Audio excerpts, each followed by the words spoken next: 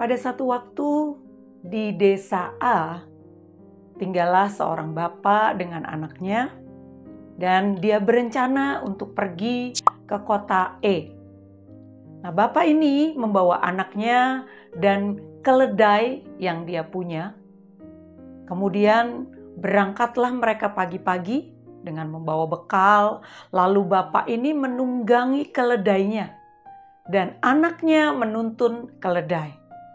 Ketika mereka tiba di kota B, orang-orang di kota itu berkata, "Mengapa bapak ini begitu tega?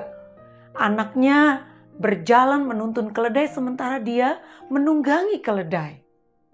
Lalu bapak ini berpikir, kalau begitu kita salah. Baiklah, sekarang kita tukar. Jadi anak ini yang menunggangi keledai, lalu mereka meneruskan perjalanan. Sampai di kota C, ternyata orang-orang di kota C ketika melihat hal itu, mereka mulai berbicara satu dengan yang lain dan berkata, "Mengapa anak ini tidak menghormati orang tuanya? Sementara dia enak-enak naik keledai, orang tuanya, bapaknya ini justru menuntun keledainya." Lalu bapak ini berkata, "Wah, kalau begitu kita salah lagi. Apakah harusnya kita berdua menunggangi keledai?" Akhirnya mereka berdua menunggangi keledai itu dan meneruskan perjalanan. Sampai di kota D, orang-orang di kota D mulai berbicara lagi. Dan mereka mendengar betapa bapak dan anak ini tidak kasihan, tidak punya peri kebinatangan, sehingga mereka berdua menunggangi keledai. Wah, bapak ini berpikir dan berkata pada anaknya, "Wah, kita salah lagi. Kalau begitu, sekarang kita tuntun saja keledai ini. Sebentar lagi kita akan sampai kok di kota tujuan." Akhirnya mereka meneruskan perjalanan. Begitu sampai di kota E, lalu orang-orang kota itu mulai berbicara lagi. "Mengapa bapak dan anak ini begitu bodoh? Mereka punya keledai, kenapa tidak ditunggangi? Kenapa mereka hanya menuntunnya saja sepanjang perjalanan?" Ilustrasi ini menggambarkan bahwa ketika kita mendengarkan apa kata orang, selalu akan ditemui kesalahan pada apa yang kita lakukan, pada apa yang kita perbuat.